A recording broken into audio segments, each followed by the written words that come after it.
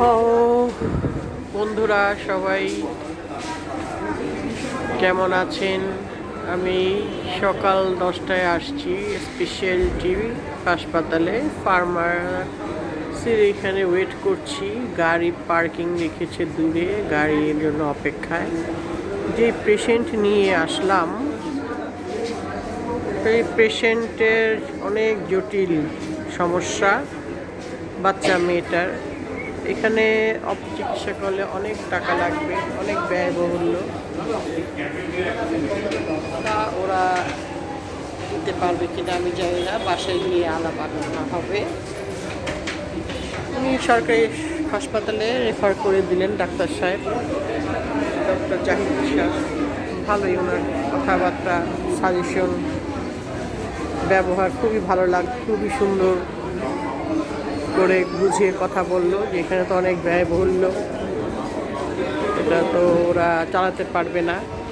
তো আমি বললাম তাই, এখন বাসায় গিয়ে যদি ওরা চালাতে পারে তাহলে চালাবে, বাসায় গিয়ে সিদ্ধান্ত নেওয়া হবে। এখন সরদি হাসপাতাল আর ঢাকা মেডিকেল, আর একটা কোনটা জানি ভুলে গেছি, মানে সরকারি হাসপাতালে উনি রেফার করে দিল, সাজেশন দিল ওখানে যাওয়ার জন্য।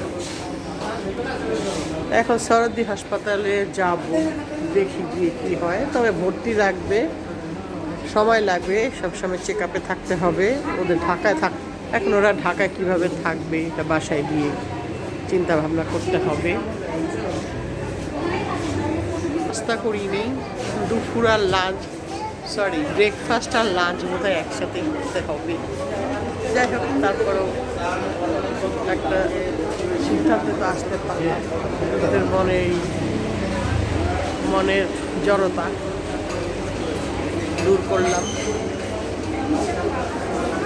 জটিল জিনিসটা জটিল অনেক। যেই ক্ষতটা হয়েছে ওই ক্ষতটা পূরণ হতে অনেক সময় লাগবে।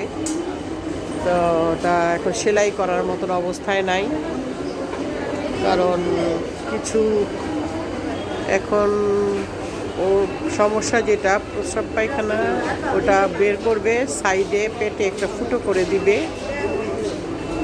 সেটা ওখান দিয়ে বের হবে। তখন ওই জায়গাটা শুকালে তখন কিছু তারা মেডিকেলি সে করতে পারবে। সব হসপিটালে এই সিদ্ধান্ত।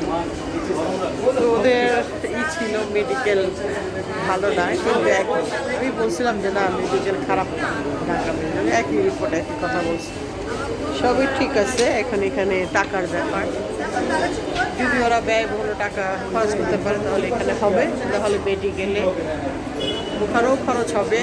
তো এখান থেকে অনেক কম হবে, বলতে ওখানেও খরচ হবে। এই যাই হোক, যতটুকু হলো আলাপ আলোচনা করলাম, দেখালাম, বাকিটা আল্লাহ ভরসা।